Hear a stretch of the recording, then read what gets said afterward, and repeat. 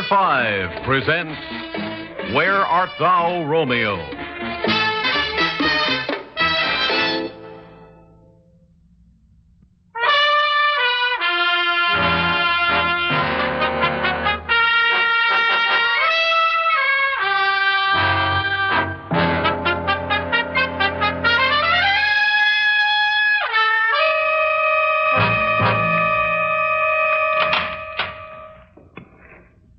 Is that you, Dunningham? Yes, sir. Where have you been?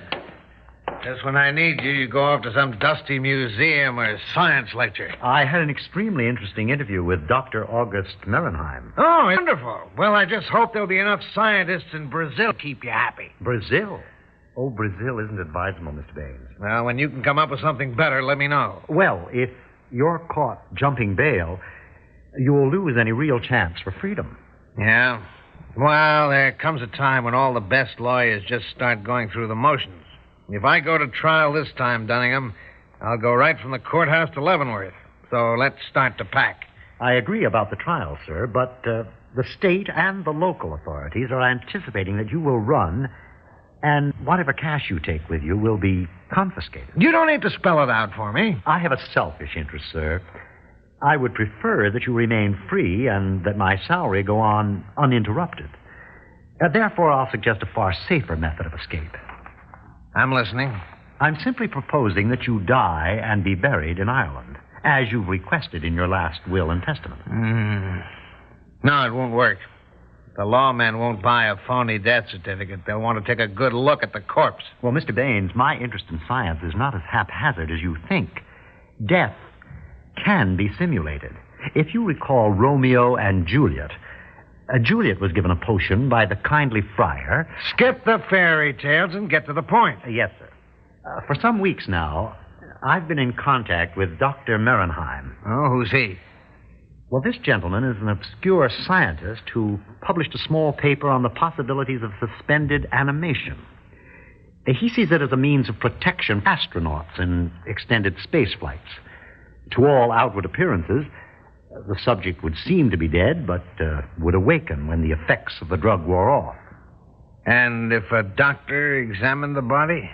It would appear that the man died of a heart attack. You've been doing some strong thinking, Dunningham. Thank you, sir. What about this Merenheim? Oh, a charming man. Quite dedicated to his research.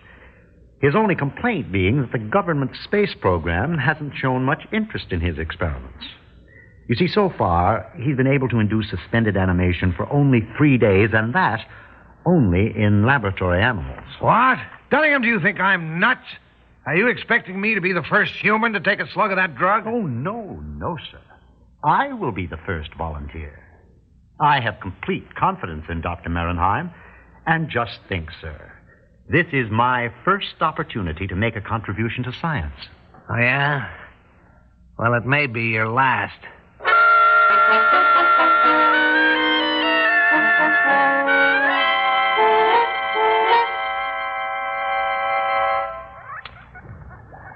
Ah, boys, you're full of life today, huh?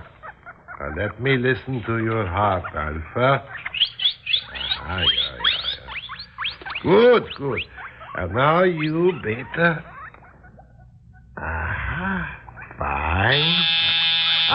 Back into your cages.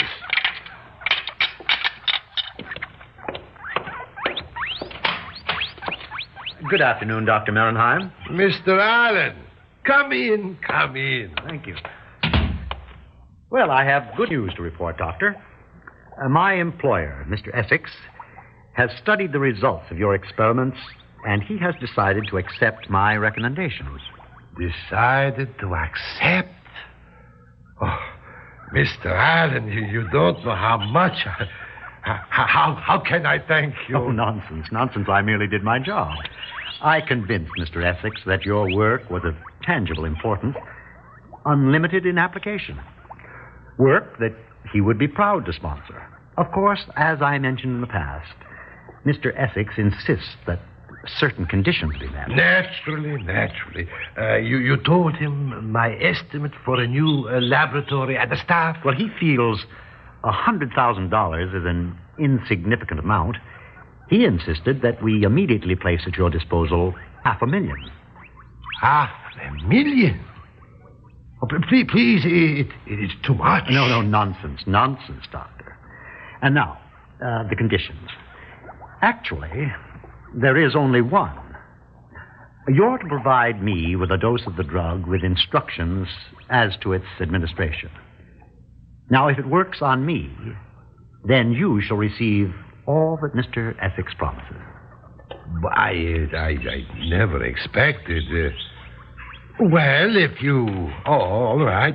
We'll arrange for a hospital room where I can keep you under constant supervision during... No, I'm afraid you didn't understand me, Doctor.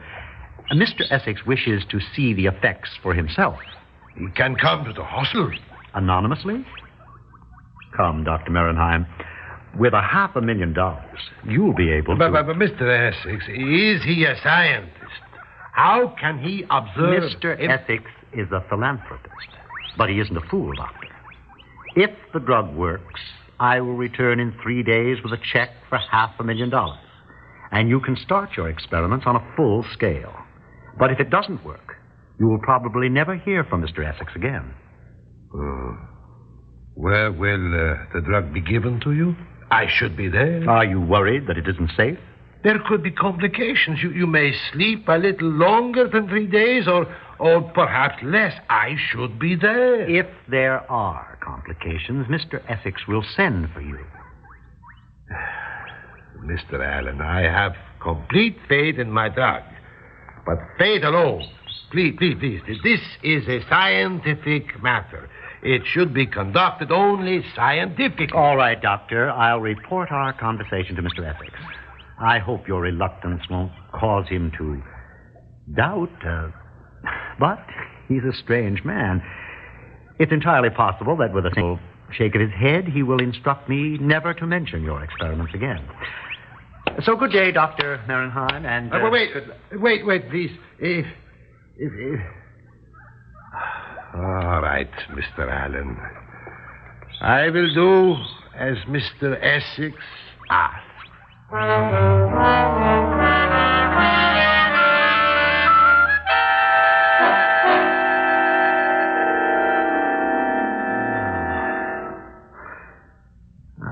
Dream. A long dream. Dunningham.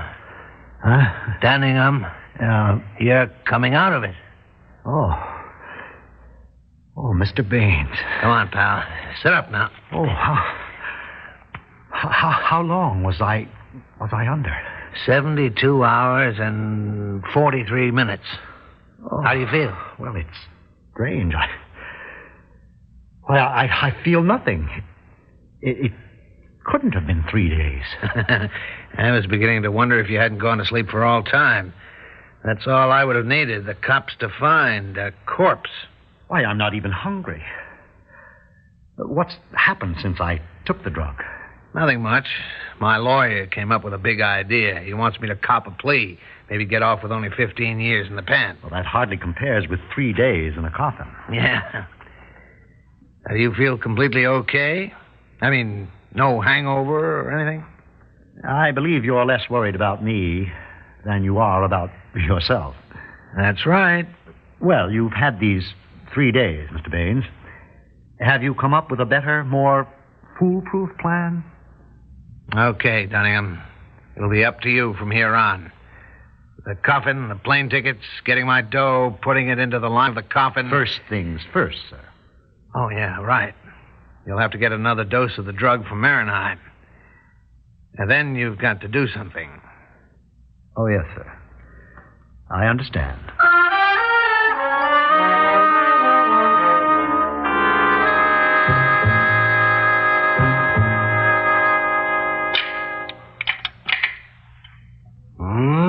Alpha and beta. Amplifier.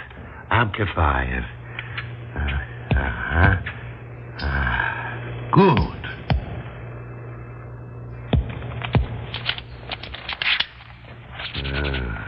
Animals normal and active in all functions, the duration of which it is vital that if someone...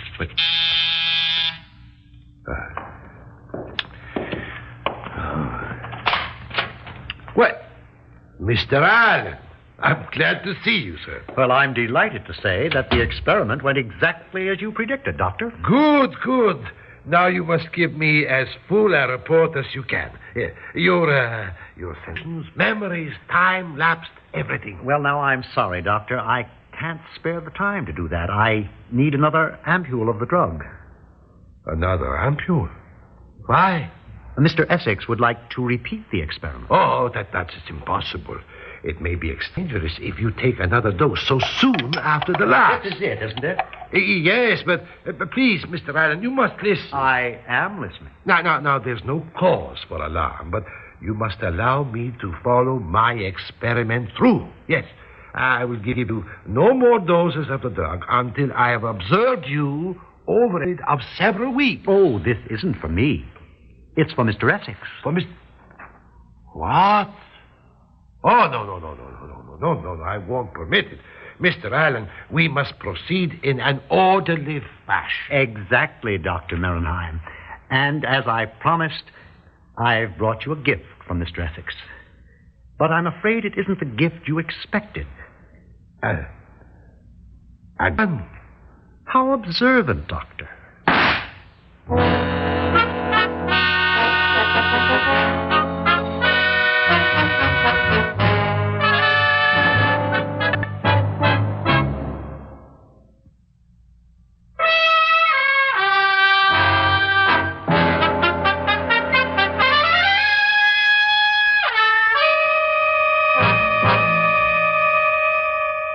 How long did you work for Bains, Dunningham? I was in Mr. Bains' employ for approximately 15 years, Lieutenant. What were your duties? I was his secretary, sir. Yeah, just what did you do for Bains? Well, I ran his household, supervised the help, made social arrangements. 15 years. That put you pretty close to him, didn't it? Lieutenant Freeman, you're obviously hoping that I'll be able to provide you with certain information about Mr. Bains' activity. Yes. I wish I could help you, sir. But were every employee to question the source of his employer's income, well, surely you see, and I do admit I received a handsome salary. Okay. Nobody's saying you broke the law by working as a butler for a racketeer, but Bains had an organization. Now, with him dead, somebody is going to move in and take over. I want names, Dunningham. Perhaps I can tell you something, Lieutenant. Ever since the grand jury brought that last indictment against Mr. Bains, he acted, well, how can I put it, defeated. Never before had he discussed his business with me, but... But this time? Well, perhaps it doesn't mean anything, but he said that I may have to be looking for another employer. Oh? And nothing else? Well, there was a lack of something. Except for his attorneys, Mr. Bains had no phone calls, and no friends came to see him at the house. One day, I walked into his study, and I found him staring at the telephone. He looked up at me and said, "All the rats have left the ship." Now you're breaking my heart. Okay, Dunningham. That'll be all. Thank you, sir. I'm sorry I couldn't have been more helpful. Good day, Lieutenant. Sergeant. From him, a big nothing. Well, I guess there's no reason to stop him from carting Baines' body over to Ireland for burial in the old sod. No reason at all. Well, Baines beat the rap again. But this time, he took the hard way.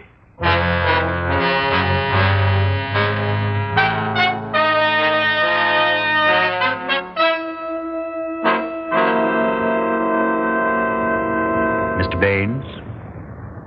Can you hear me, Mr. Baines? Mr. Baines. Dunningham? Is that you? Yes. Seems like hours I've been awake. How long? A little over 75 hours. Are we in Ireland yet? Not yet, sir. How did it go? Very much as I planned, Mr. Baines. The police were terribly disappointed. The money? It's all in there with you, sir. Over 2 million. That clock. How soon will we land? About 14 days, sir. What? We're on a slow freighter, Mr. Bains. As you know, I'm not fond of air travel, and this was such a splendid opportunity to get the sea air. Dunningham, let me out. Oh, that would be terribly inconvenient, Mr. Bains. Let me out. Let me out!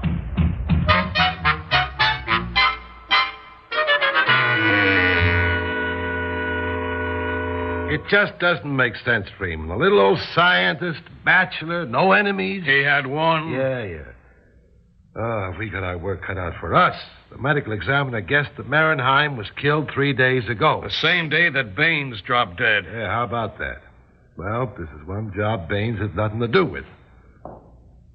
Freeman, look at this. The poor animals. Guinea pigs. Maybe they starved. I don't think so. They look pretty fat. Don't touch them. You can't tell what killed them. Let's look around. You check that filing cabinet while I go through these notes. Okay. Maybe we'll turn up something. Hey, Lombardi. What? Listen to this. Maybe these guinea pigs aren't dead. These are Marenheim's notes. He was experimenting with suspended animation. You're kidding. Listen. At 72 hours and 26 minutes, Beta began to respire at a normal rate. At 72 hours and 39 minutes, Alpha began to breathe normally. Alpha and Beta, these guinea pigs? Yeah, I think so. But listen to what Marenheim wrote a few days later. On the day he was killed, both animals behaved normally and were active. All functions were normal for 3 days. But on the 4th day, I discovered Alpha and Beta had lapsed into a state of suspended animation once more. Yet I had not administered additional doses of the drug. These animals are alive. Why, if you didn't read that, someone might have performed an autopsy on them. I'm not worried about a couple of guinea pigs. Here, take a look at this. Yeah. It is vital that my human subject be placed under close observation. Unless this is done, he may suddenly return to a state of suspended animation and be presumed dead. Return to a Yeah. Some poor guy is walking around ready to keel over at any minute, and whoever finds him will think he's dead. We got to do something. Find him. But where do we start looking? I don't know.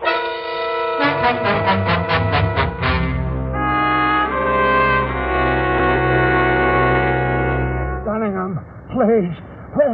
You can take all the dough. Just let me out. If I let you out, you'd try to kill me on the spot. Oh, no. Oh, now stop it, Mr. Bains.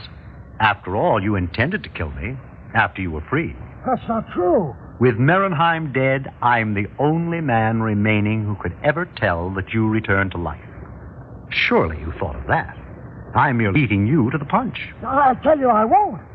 Will you promise? Yeah, I promise anything. Forgive me. I'm sorry, Mr. Bains.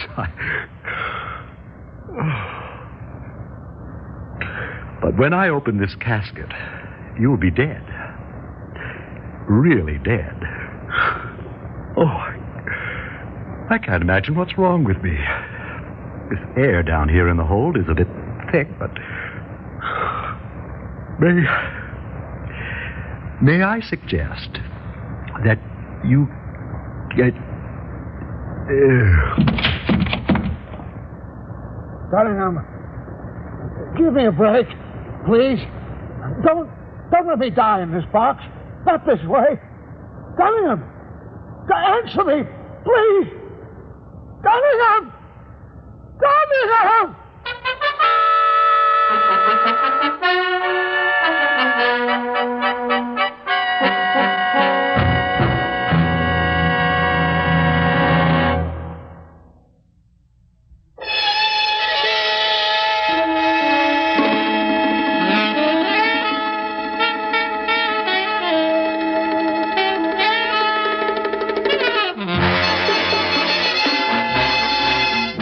Theater 5 has presented Where Art Thou, Romeo? Written by Leonard Stadd, produced and directed by Warren Somerville. In the cast, James Monks, Robert Dryden, Ivor Francis, and Gilbert Mack. Audio engineers Marty Folia and Neil Pultz. Sound technician Ed Blaney. Script editor Jack C. Wilson. Original music by Alexander Vlastotsenko. Orchestra under the direction of Glenn Osser. We invite your comments.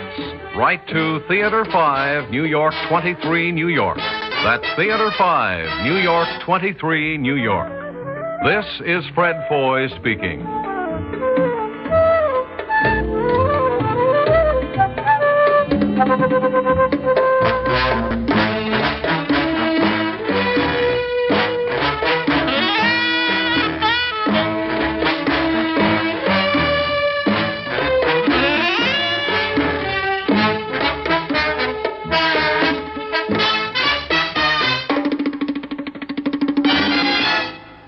This has been an ABC Radio Network production.